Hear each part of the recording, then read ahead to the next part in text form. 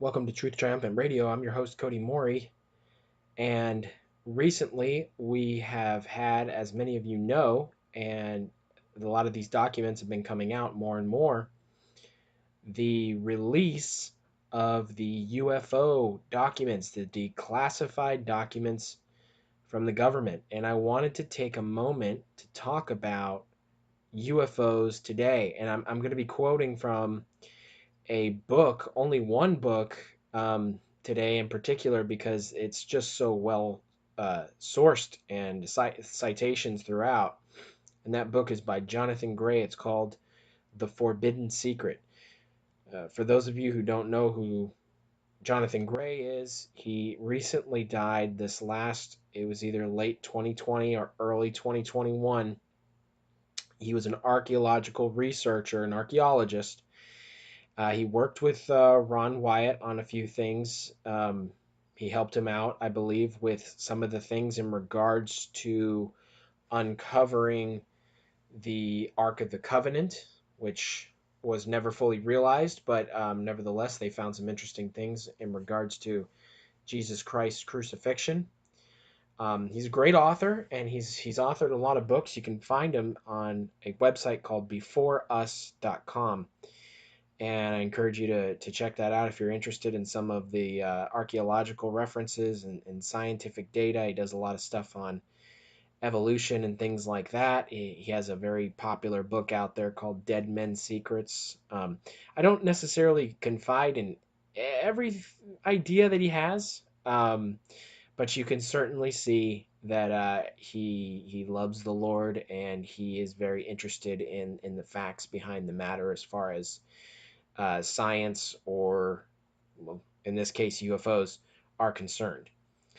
So, as many of you know, one of the COVID relief bills, there was a clause in there releasing or declassifying documents related to UFOs from the government. And this is from MSN.com, but they're quoting from DailyMail.com. Megan Sheets from January 12th, 2021. The title of the article is CIA Declassifies More Than 2 Million Pages of UFO Documents. So it says this: the CIA has declassified a trove of more than 2 million documents about UFO sightings and research dating back to the 1970s. The remarkable dossier, filled with what the CIA claims is every single one of its files on unidentified aerial phenomena, UAPs, the government's official term for what we commonly call UFOs, was published by the Black Vault website on Thursday.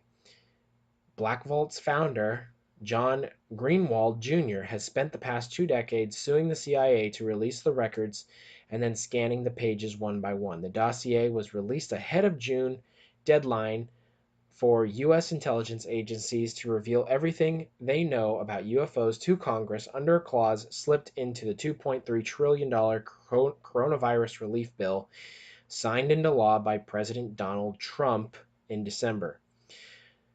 One example is several of the files appear to reference the same incident in which a possible UFO was sighted at the Wright-Patterson Air Force Base in Ohio in 1978. The reports refer to someone named Dr. Leon Davidson, who made multiple requests for information about the matter and did not appear to be getting any response. He is believed to be the same Dr. Leon Davidson who studied UFOs for decades beginning in 1949. According to Columbia University, which was gifted a collection of engineers' research on the subject after his death in 2007. And the article goes on from there and lists a few other options. Now, folks, the fact of the matter is, whether you believe in UFOs or not, is really irrelevant, because there are a lot of people that do. There's been religious movements such as Heaven's Gate, and there's another one, I can't remember the name of it, that was very popular as well. I think they're still around.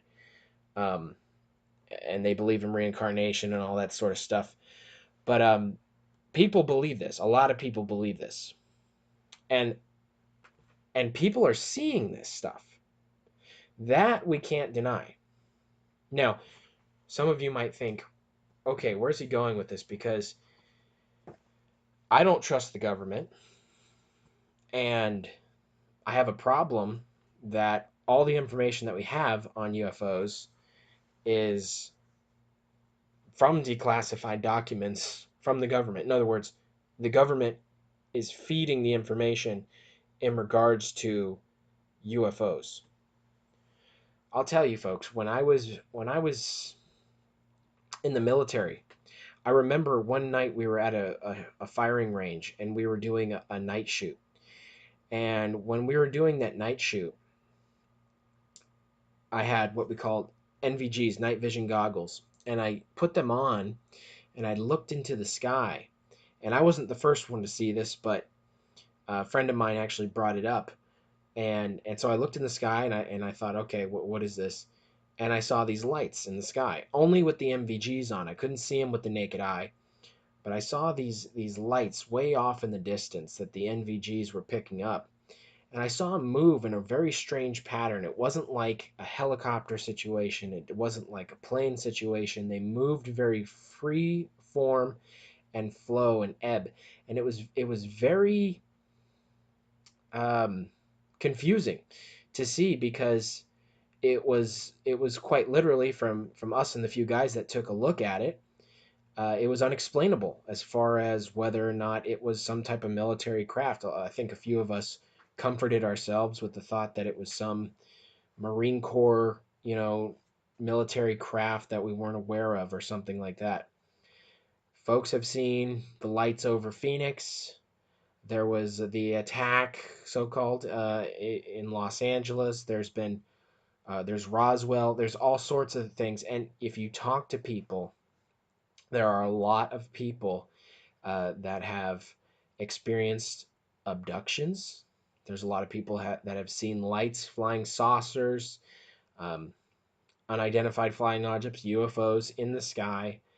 And we have to ask ourselves, since this stuff is being declassified now and made more prominent, therefore made more prominent now, and we're going to see that, I believe, in the future.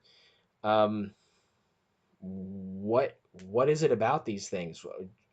How do we understand these things? Is there a way to explain to someone what these UFOs are? Are they actually aliens coming to our planet, staying very low key as much as they can? Obviously, they're being seen by millions and millions of people, and abductions are taking place and things like that. But overall, there hasn't been a a massive landing or invasion of any kind that we know of, where they have basically revealed themselves to the mainstream world. So that is a question. That is a question that a lot of people have, and I know a lot of Christians who do believe in UFOs. So let's take a look at that today. And again, I'm going to be quoting from that book. It's called The Forbidden Secret by Jonathan Gray. I'm going to quote from page 203 and 204 here. And when I read some of these quotes, he has quotes within them. I'll just say quote before I start it, and I'll give you the source that he gives in the book. All right. So, first off, from those pages 203 and 204, this is what is said. For over 20 years, J. Allen Hynek, that's Hynek, was a scientific consultant for the U.S. Air Force on Project Blue Book. His instructions were to study UFO reports and determine whether an astronomical object such as the moon or the planet Venus might explain them. Whilst Blue Book listed 12,618 reports, of which 701 could not be explained. It concluded that UFOs did not pose a threat to national security. Without saying what they were, the government by this means got itself, quote, off the hook. The later Condon report announced the same conclusion. Although a UFO skeptic at start, Hynek became convinced that a certain percentage of claimed sightings were worthy of serious study. In 1973, he founded the Center for UFO Studies, along with the now noted UFO researchers Jacques Vallée. In 1976, Hynek made this observation, quote, "The conclusion I've come to, after all these years, is that first of all, the subject is much more complex than any of us imagined.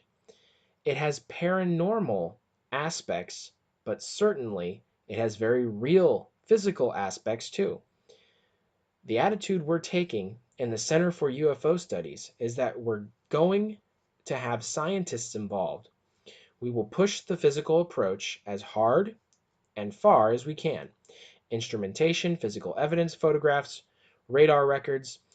If we are finally forced by the evidence itself to go into the paranormal, then we will."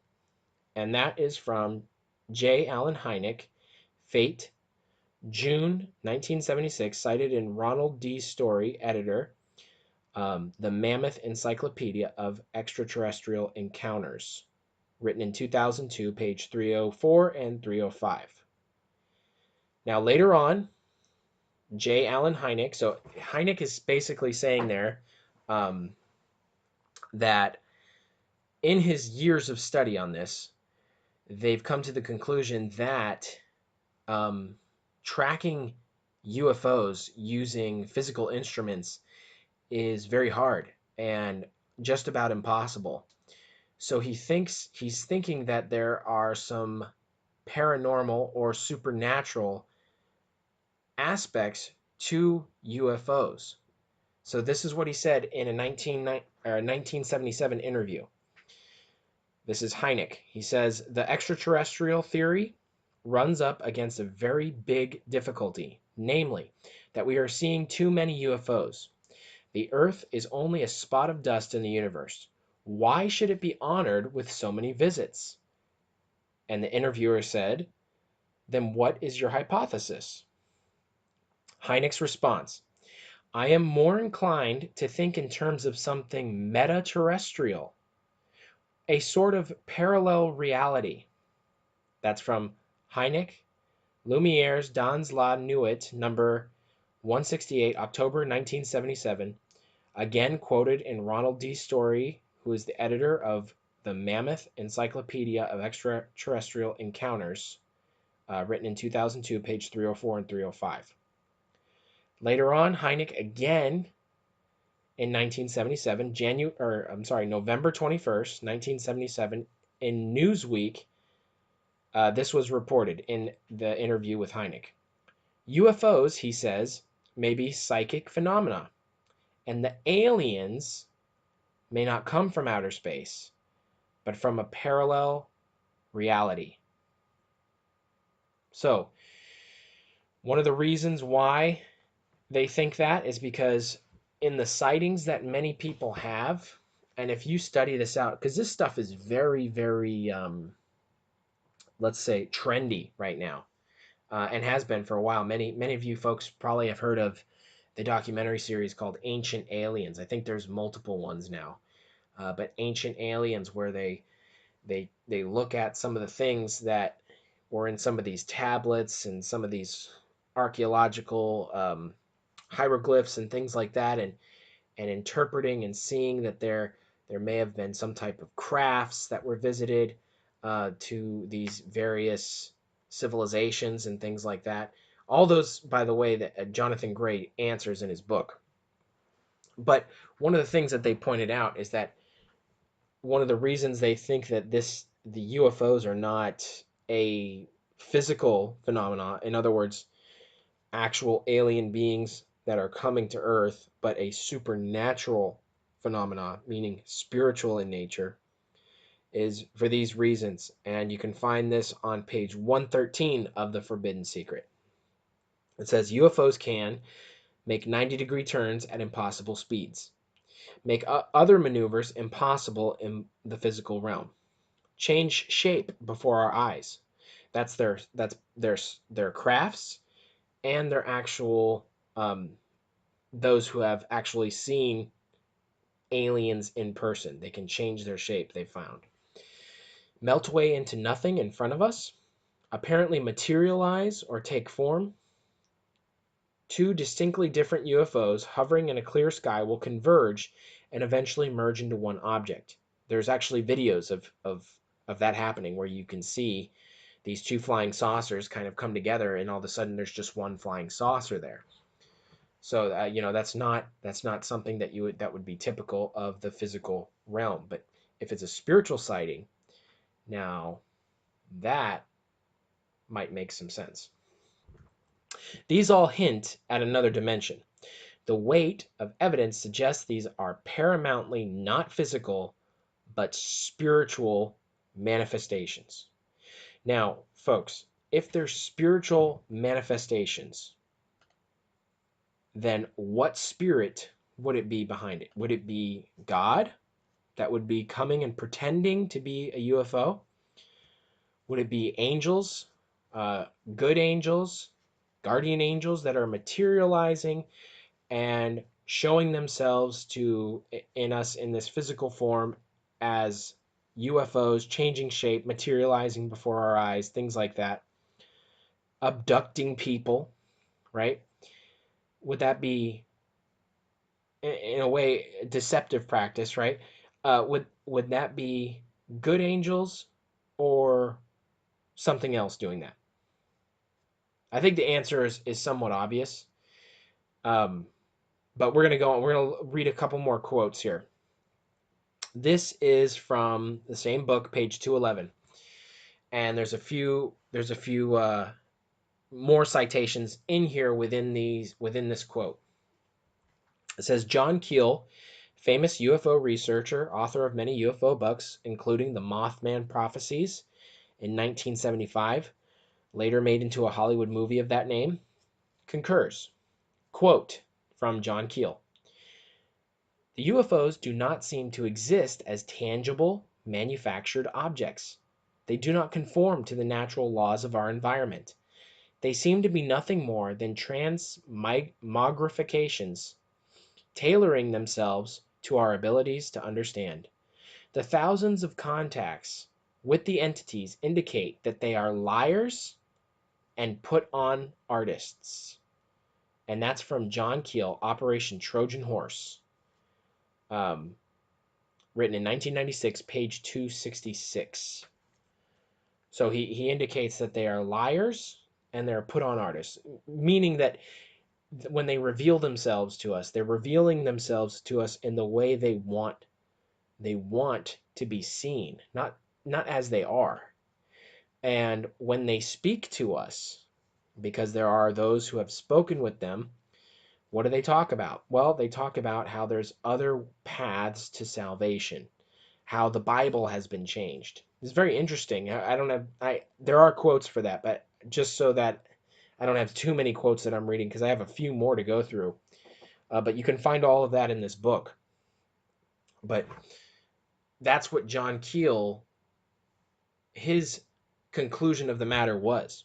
And I find that very interesting because again, that points us into seeing what is the source, what sort of core values and core spiritual indications go along with UFOs. Well, as we're seeing, deceptive ones. So this is actually a spiritual manifestation of, let's put it plainly, demons, demonic activity. That's what it is. Now, going on with this quote, it says researchers Ankerberg and Weldon also note, that's John Ankerberg and John Weldon. They also note, quote, "It seems evident that these phenomena are produced in the same manner that other occult manipulations are produced. They involve dramatic manipulations of matter and energy. Although they originate from the spiritual world, they can produce very powerful, temporarily physical manifestations at the material level. However, the UFO is produced. It is frequently of small dimensions, an area where an extremely large amount of energy is concentrated." And that's from John Ankerberg and John Weldon in The Facts on UFOs and Other Spiritual or Supernatural Phenomena, written in 1992, page 36 and 37. And again, quoting from them, from page 12 of their book, it says, in all the millions of sightings, there has never been even one radar detection of a UFO entering our atmosphere from outer space. Now think about that. They seem to always get past that part. Another example that they put out to show that these extraterrestrials that are visiting, that they're actually coming through spiritual means. ETs appear quite able to breathe in Earth's atmosphere without respiratory equipment. 3. Although fired upon many times by Russian, Canadian, and American pilots, never has a UFO been brought down. 4. Startlingly, no UFOs seen at different times ever look exactly alike. And again, that's from page 12 of their book. So, the evidence thus far that we've collected seem to indicate that these UFO sightings, they're real. There's been pilots that see these things. There's people that have been abducted that can tell you horrific things that were done to them. And the way Jonathan Gray puts it is that a lot of these people, and people that have researched this, these people who have these stories, they have everything to lose and nothing to gain by giving these stories. So the manifestations, they're real. The people are seeing UFOs. But why are people seeing UFOs? People are seeing UFOs because we are getting further and further away from God. And I'm going to prove that to you now with our final quote, but it's kind of a long one because it's talking about an experiment that was done and some research that was done by a couple of gentlemen. And you can find this on page 5, starting on page 587. And quote, one alien abduction research group in particular deserves credit for the discovery. It was CE4, founded by Joe Jordan and Wes Clark. Each of its dozen or so Florida-based members was also a trained field investigator for MUFON, Mutual UFO Network. MUFON is unquestionably the most respected clearinghouse in the world for UFO reports. CE4's president, Joe Jordan, also serves as a state section director of MUFON in Brevard County. Due to the enormous number of abduction victims in the Florida region, CE4 initiated its own research independently of MUFON. They began probing for patterns or other factors that may have been overlooked by other UFO researchers. They drew a blank until their research turned in a spiritual direction. Clark had a belief in God, but it went no further than that. In other words, he wasn't an agnostic. He had a belief in God, but he wasn't necessarily a Christian. Okay, going on. Jordan was a crystal rolling New Ager. Neither of us had ever even considered a spiritual origin of the phenomenon, recalls Wes Clark. We had a hunch we were onto something. Their investigation took on spiritual groups such as Buddhists, Jews, Muslims, and agnostics. At first, it bore no result. All appeared to have experienced abductions. They studied more case studies, and there emerged a puzzling trend. It had to do with a group who were called Christians. And here, the researchers ran into a puzzle. They found that some Christians were abducted and some left alone. And the question arose, why? Where do we go from here? Further investigation turned up confirmation that Christians fell into two categories. 1. The first type was those who had given mental assent to Christian ideals or morality, but did not necessarily apply these personally to their lifestyle, either because they hadn't learned to or didn't want to. The researchers found in this group some who regularly claimed abduction. 2. However, the other type of person had given his life over to following Jesus Christ. This type of Christian applied biblical and Christian principles in his daily life. The researchers found that this group was notably exempt from abductions. Remember, neither Clark nor Jordan was a Christian, but in an attempt to get to the bottom of this, the CE researchers enrolled in a Bible study course. Please note that this was decided upon simply as a means of practical research and not from any pre-existing belief in Christianity. This led them inevitably to find information concerning a spiritual battle being waged between the angelic forces of Lucifer and those of the Creator. They discovered that the Bible provided answers concerning the nature of this spiritual battle. This enabled them to perceive the difference between the Christian subject to abduction and the group that was not. Group 1. The researchers described a Christian of this group as the talk Christian. This type of person seems unable to discern spiritual things. Thus, he remains open to spiritual attack from alien entities. Some of these regularly claim abduction. Group 2. This other type is the walk Christian. He looks for spiritual reality in the world around him. This would lead him to view abduction experiences as a spiritual attack. As a result, he would deal with them in a unique manner by calling on the authority of Jesus Christ to intervene.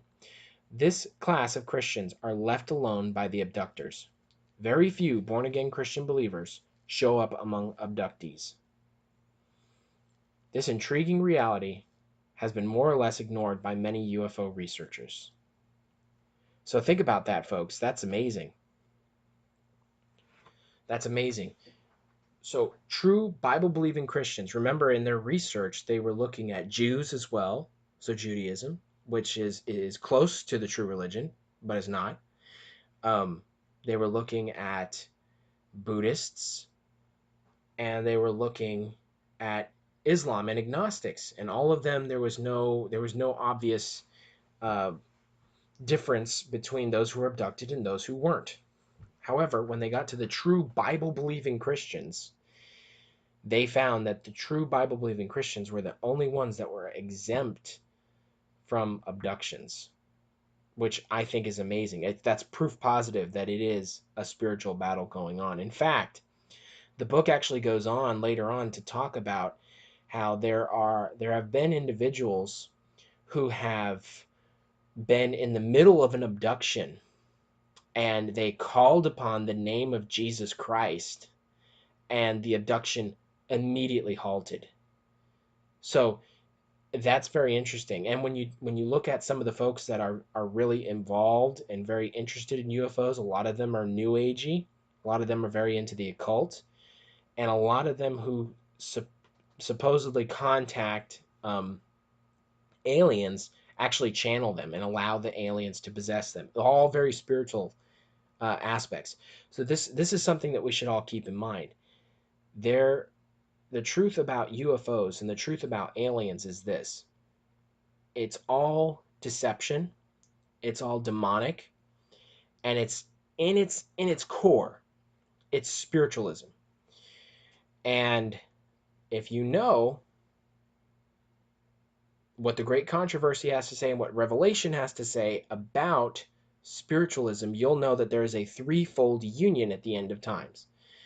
And that threefold union is 1, Roman Catholicism, 2, apostate Protestantism, which joins together with them to bring in the Sunday law, and then thirdly, that third leg is spiritualism.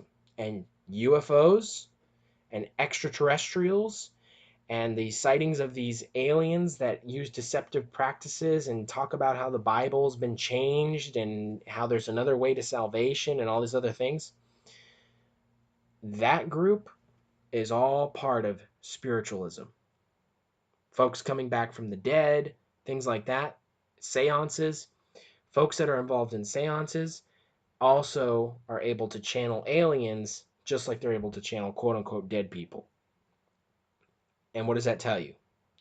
That tells us that this is demonic in nature. And the folks that they find that get abducted the most are those who are recently playing with a Ouija board or getting involved in some type of supernatural dark practice, conjuring, witchcraft of some kind, and now all of a sudden they're having alien visitors and things like that. So it's very interesting. It's very interesting to see, because now that these things have been declassified, we'll have to stay tuned and take a look to see exactly the role. Maybe some of you know, I don't know, but exactly what the role is that UFOs are going to play in all of this. But it seems like there is some type of role that they have in mind for UFOs. And remember, that's falls into that category of spiritualism. It's a scary place to be, and if you've ever been in contact or ever seen anything like that, especially recently, I would definitely reconsecrate your life to Jesus Christ and ask Him to remove those dark spirits from your view. Well, it looks like we're just about out of time. I hope this was a blessing to you. I know a lot of folks have questions about UFOs and over the years, and many people find it a very interesting topic. So hopefully this cleared up some of your guys' questions. I'm Kody Morey, and you've been listening to Truth Triumphant Radio. We will catch you next week, God willing. God bless.